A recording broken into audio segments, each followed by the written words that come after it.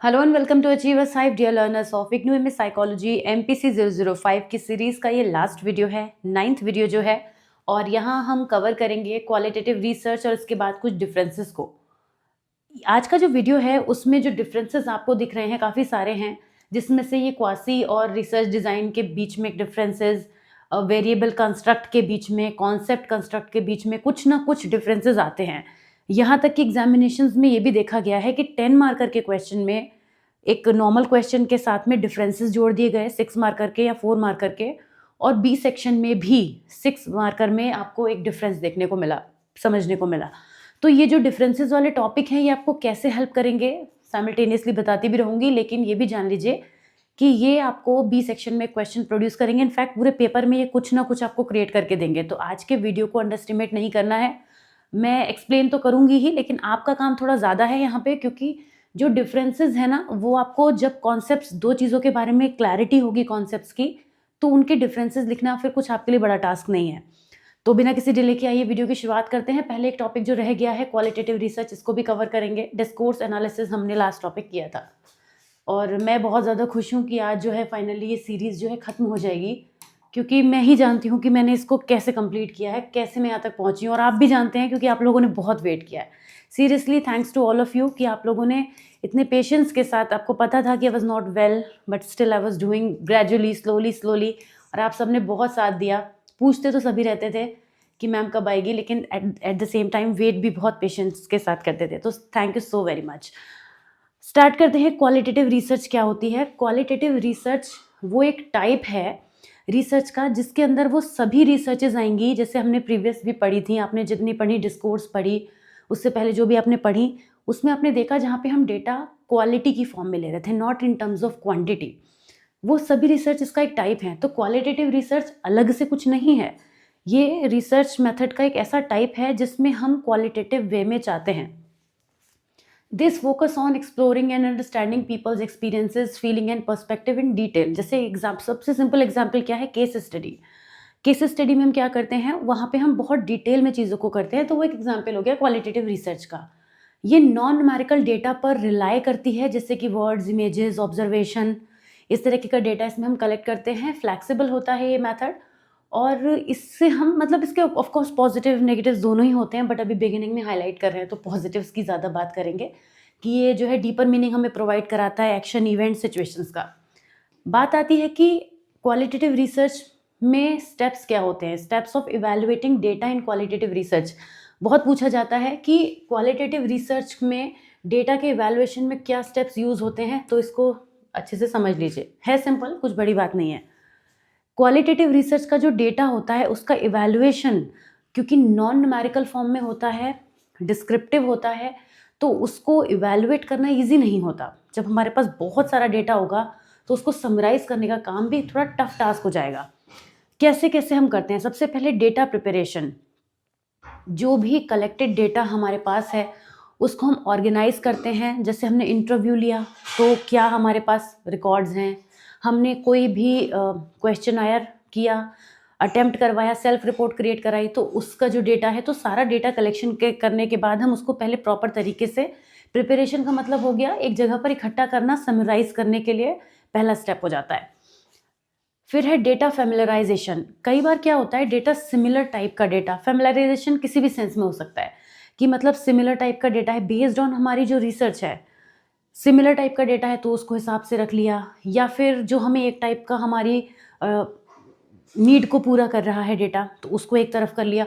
तो different clusters हम बना लेते हैं, जो हमारे पास इंफॉर्मेशन होती है उससे हम डेटा को इस तरीके से गैदर करते हैं। Then comes coding. कोडिंग में क्या होता है? कोडिंग पढ़ी थी हमने पहले भी। Break data into manageable units and assign codes to meaningful segments. जो भी डेटा हम इस तरीके से उसको कुछ लेवलिंग कर सकते हैं, कुछ नेमिंग कर सकते हैं, वो काम हम करते हैं। वो जो भी डेटा हो, जैसे कि अगर कोई इंटरप्रेटिव डेटा है, इमोशनल रेजिलियंस की फॉर्म में है या जो भी है, तो उसको हम इस तरीके से डिस्क्राइब करते हैं। Categorization, group similar codes into broader categories और themes to identify pattern. Similar codes जो होते हैं फिर उनको क्लस्टर बना लेते हैं, फिर से उनका कैटेगराइजेशन हम करते हैं। Theme development, Refine categories into main themes that answer the research question and reflect deeper meanings. ऐसी कैटेगरीज जो मेन थीम्स को रिफ्लेक्ट करती हैं उनको हम रिफाइन करके और अपने रिसर्च क्वेश्चन के लिए आगे फॉरवर्ड करके चलते हैं। धीरे धीरे हम उससे इंटरप्रिटेशन निकालते हैं, फिर देखते हैं कि क्या वो वैलिडेट भी कर रही हैं जो हमने थीम निकाली है, जो हमने उसका कहना चाहिए एक निचोड़ निकाला है, क्या वो वैलिडेशन भी दे रहा है, और फाइनली उससे हम रिजल्ट्स निकालते हैं। तो आप देख रहे होंगे कि ये जो स्टेप्स थे ना डेटा को इवैल्यूएट करने के थे, ये पूरी रिसर्च के मेथड्स नहीं थे, क्योंकि रिसर्च तो जैसी भी होगी क्वालिटेटिव वो उसके हिसाब से चलेगी चीज़, पर जो डेटा का एनालिसिस था वो हम इस तरह से करते हैं क्वालिटेटिव में, और ये जनरल हो गया। जब स्पेसिफिक जाएंगे तो जो हमारा जिस भी तरीके का मेथड होगा क्वालिटेटिव का उस तरीके का हो जाएगा। अब क्वालिटेटिव रिसर्च के टाइप्स क्या क्या हो सकते हैं, बहुत सारे तरीके की हो सकती है। कुछ तो आपने पढ़ी हैं, जैसे grounded theory, ethnography, case study, बहुत सारा आपने पढ़ ही लिया है। Phenomenology explored lived experiences of individuals to understand the essence of a phenomena. किसी भी फिनोमिना को बेहतर तरीके से समझने के लिए जिन लोगों ने उन सिचुएशंस को जिया है या उसमें हैंड्स ऑन एक्सपीरियंस लिया है उनसे डेटा कलेक्ट करना, उनकी हेल्प से रिसर्च को कंप्लीट करना फिनोमिनोलॉजी में आता है। एथनोग्राफी पढ़ाई है आपने कि किसी भी कल्चरल ग्रुप की बहुत ही डीपर लेवल पे स्टडी करना नेचुरल सेटिंग में जाके, जहाँ पे ज़्यादातर पार्टिसिपेंट ऑब्जर्वेशन हम करते हैं। Then grounded theory systematically collected और एनालाइज डेटा के साथ की जाती है, बहुत ही रूट में जाते हैं, ग्राउंड्स पे जाते हैं, उसके ग्राउंड्स के भी अंदर चले जाते हैं। केस स्टडी में इन डेप्थ इन्वेस्टिगेशन करते हैं किसी एक सिंगल केस, इवेंट या इंडिविजुअल का। नैरेटिव रिसर्च में हम पर्सनल स्टोरीज पे फोकस करते हैं, मतलब कंटेंट जो है हमारे पास उसको और डिस्क्राइब करते हैं और एलाबोरेट करते हैं, फिर जाके कहीं लास्ट में हम रिजल्ट पर पहुंचते हैं। कंटेंट एनालिसिस सिस्टमेटिक कोडिंग करके textual visual data, video form में जो डेटा है उसका इंटरप्रिटेशन करके जब हम कंटेंट का एनालिसिस करते हैं तो वो भी एक टाइप हो जाता है। Action research collaborative research aiming at solving a problem while generating new knowledge, उसे हम एक्शन रिसर्च कहते हैं। यहाँ पे हम किसी नई इन्फॉर्मेशन को गैदर करने के लिए प्रीवियस इन्फॉर्मेशन पर बहुत डिटेल में वर्क करते हैं। क्वालिटेटिव रिसर्च रिपोर्ट में कंटेंट्स क्या होते हैं, एक जो क्वालिटेटिव रिसर्च की रिपोर्ट बनकर आती है उसमें क्या मेन कंटेंट्स होते हैं, क्या क्या चीज़ें होती हैं। सबसे पहले टाइटल पेज होता है, वो टाइटल पेज उस पूरी स्टडी को दिखाता है कि उसमें हमने किया क्या है। उसके लिए हम वहाँ पे उसका जो एब्स्ट्रैक्ट है उसको समराइज करते हैं, ऑब्जेक्टिव, मेथड, फाइंडिंग्स। फिर अब एक बार तो हमने ओवरव्यू दे दिया टाइटल पेज की हेल्प से, लेकिन आगे चल के हम और नैरो होते जाते हैं। जैसे इंट्रोडक्शन बताया हमने, फिर लिटरेचर रिव्यू में हमने किस तरह से लिटरेचर रिव्यू किया, हर एक चीज़ को डिटेलिंग में बताते हैं। क्या मेथडोलॉजी हमने यूज़ करी, कौन से मेथड्स यूज़ हुए, सैम्पलिंग मेथड था, डेटा कलेक्शन टूल्स क्या थे, एथिकल कंसिडरेशन क्या थे, हमारा जो डेटा एनालिसिस प्रोसेस था वो उसमें हमने क्या क्या किया। बेसिकली एक रिपोर्ट है, तो रिपोर्ट का मतलब हो गया कि शुरुआत से लेकर एंड तक आपने जो जो किया उसके एक एक पॉइंट को आपको डिस्क्राइब करना है, पर डिटेल में। और रिपोर्ट डिटेल होने के साथ साथ इतनी भी डिटेल नहीं होती है कि वो पूरी वापस से एक रिसर्च बन जाए। वो समरी तो होती है मगर वो समरी टू द पॉइंट नहीं होती, वर्ड्स में नहीं होती, वो इतनी तो एलैबोरेटिव होती है कि समझने वाला पढ़ के थोड़ा सा और अच्छे से समझ पाए, मतलब शॉर्ट में रहे बट एलैबोरेटिव भी रहे। फिर इसके बाद हमने जो भी देखी, जितनी भी चीज़ें होती हैं वो सब लाइन से हम की फाइंडिंग्स, रिजल्ट्स क्या रहे, डिस्कशन, रेफरेंसेस, क्या क्या अपेंडिसेस हमने यूज़ किए, सबको हम यहाँ पे मेंशन करते जाते हैं। क्वालिटेटिव रिसर्च का रेलेवेंस क्या है, क्या इंपॉर्टेंस है, अगर आप देखें तो काफ़ी सारी इंपॉर्टेंस है, काफ़ी डेप्थ मिलती है, अंडरस्टैंडिंग मिलती है हमें, कॉन्टेक्चुअल रिचनेस होती है, फ्लैक्सिबल होती है, हम मेथड को बदलते रह सकते हैं अपने हिसाब से, ज़रूरत के हिसाब से।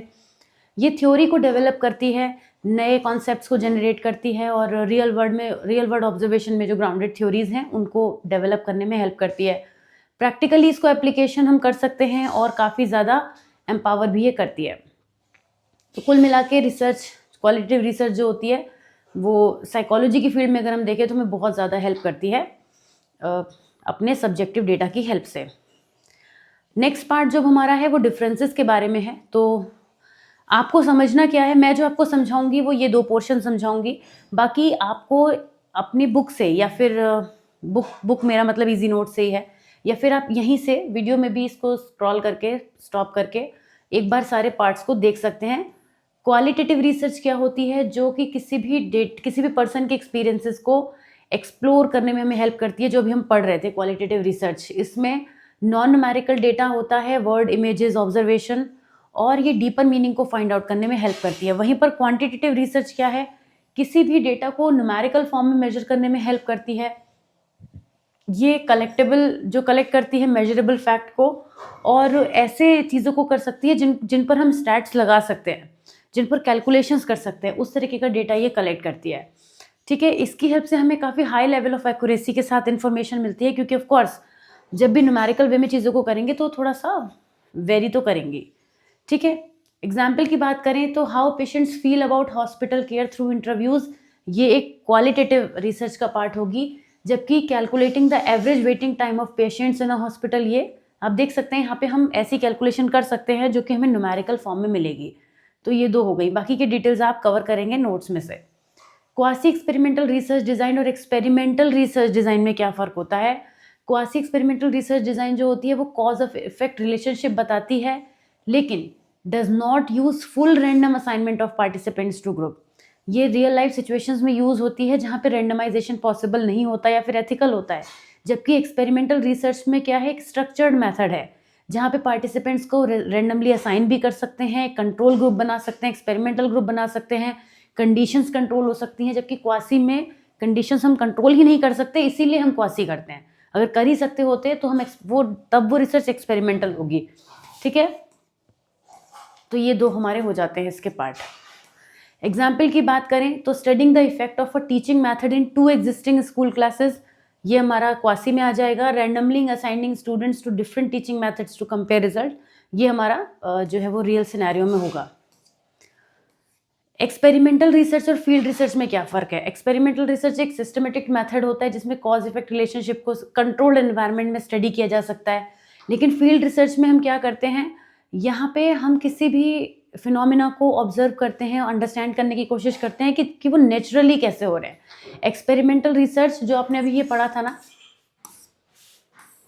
यहाँ पे वही वाली बात है, सेम चीज़ है। एक्सपेरिमेंटल रिसर्च डिज़ाइन कह लीजिए, क्योंकि डिज़ाइन तो रिसर्च के लिए ही बनेगा ना, तो एक ही बात हो गई। एक्सपेरिमेंटल रिसर्च में हम कंट्रोल्ड एनवायरनमेंट ले सकते हैं, फील्ड रिसर्च में एनवायरनमेंट हमारे कंट्रोल में नहीं होता, वेरिएबल्स पे हमारा लेस कंट्रोल होता है और आउटसाइड इन्फ्लुएंसेस का भी काफ़ी रिस्क रहता है।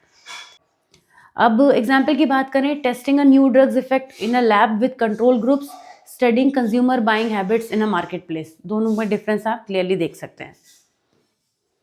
वेरिएबल एंड कंस्ट्रक्ट में क्या फ़र्क होता है, बहुत फ़र्क होता है, बहुत पूछा भी जाता है। वेरिएबल वो है जिसमें जो वेरी करता है, जिसकी कैरेक्टरिस्टिक्स में, एट्रीब्यूट्स में कोई फ़र्क आ सकता है। लेकिन कंस्ट्रक्ट क्या है, कॉन्सेप्ट है, एक आइडिया है, एक थॉट है, एक बिलीफ हो सकता है जो कि वेरी करता है, बट वो उस तरह से नज़र नहीं आता। वेरिएबल की कैरेक्टरिस्टिक्स आपको क्लियरली नज़र आ सकती हैं, जिनको आप विजिबली भी नोटिस कर सकते हैं, लेकिन कंस्ट्रक्ट की जो कैरेक्टरिस्टिक्स है वो आपको विजिबली नोटिस में नहीं आएंगी। ये मेन फीचर हैं, बाकी और चीज़ें आप कवर करिएगा तो आराम से हो जाएगा। ये टॉपिक आपने ऑलरेडी सब ना डिटेल में पढ़ लिए हैं, इसलिए बस मैं स्क्रॉल कर रही हूँ, क्योंकि एक ओवरव्यू टाइप का करा रही हूँ। मैं खुद ही जानती हूँ कि मैं ये डिटेलिंग आपको करा ही नहीं रही हूँ, मैं बस एक रिवाइज कराने के लिए करती चल रही हूँ, क्योंकि इतने टॉपिक पढ़ लिए हैं तो एक रिवीजन की तरह से हो जाए। वैलिडिटी आपने पढ़ा ही था, इंटरनल एक्सटर्नल 2 टाइप की होती है। Internal validity refers to how well a study measure what is it is intended to measure without interference from other factor. Internal validity and external validity में एक मेन फर्क यही होता है कि इंटरनल वैलिडिटी वो एक्यूरेसी होती है रिजल्ट की जो स्टडी के अंदर होती है, विद इन द स्टडी होती है, जिसमें हम आउटसाइड इन्फ्लुएंसेस से फ्री होती है। लेकिन एक्सटर्नल वैलिडिटी जो होती है, यहाँ इसको हम अप्लाई कर सकते हैं, मतलब जब हम किसी टेस्ट को जैसा हमने बनाया है वैसा ही हम उसको रियल लाइफ सिचुएशन में अप्लाई कर पाएँ और हमें वैसे रिजल्ट्स भी मिलें, जनरलाइजेबिलिटी भी हो यहाँ पे, तब हम इसको एक्सटर्नल वैलिडिटी कहते हैं। ठीक है, बाकी डिटेलिंग आप पहले पढ़ चुके हैं, ये यहाँ से भी आपको डिफरेंसेस पढ़ सकते हैं। एग्जाम्पल की बात करें तो इंटरनल तब होती है lab studies testing memory after sleep with strict control over condition, और एक फील्ड स्टडी है जिसमें हम मेमोरी को टेस्ट कर रहे हैं डिफरेंट वर्क प्लेसेस में स्लीप बिहेवियर को। तो ये 2 एग्जाम्पल इसके हो जाते हैं। फिर with in group and between group design, अभी ये रिसेंट ही पढ़ा था आपने। विद इन ग्रुप डिज़ाइन, जिसको हम एक रिपीटेड मेजर डिज़ाइन भी कहते हैं, involves using the same participants for all condition in the experiment.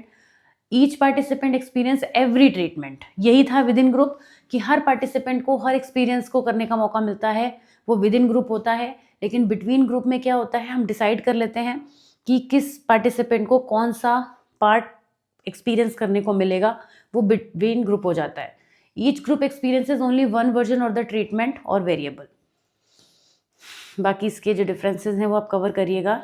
मेरे ख्याल से लास्ट होगा ये concept and construct. Again concept क्या है? कॉन्सेप्ट एक आइडिया होता है, मेंटल इमेज होती है, जबकि कंस्ट्रक्ट क्या है? एक स्पेसिफिक रिसर्च फोकस्ड कॉन्सेप्ट है जो कि केयरफुली डिजाइन किया जाता है जिससे कि इसको साइंटिफिकली स्टडी किया जा सके। ज्यादातर थ्योरेटिकल होता है कंस्ट्रक्ट, जबकि कॉन्सेप्ट जो होता है वो एक मेंटल इमेज होती है, माइंड में चलने वाला एक थॉट होता है।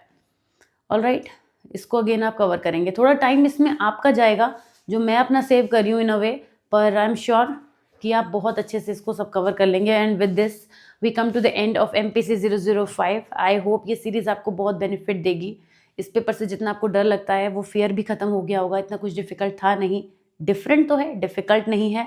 So finally I am wishing you all the very best for examination. I am sure you will do your best. Take very good care of yourself. See you soon. Bye bye.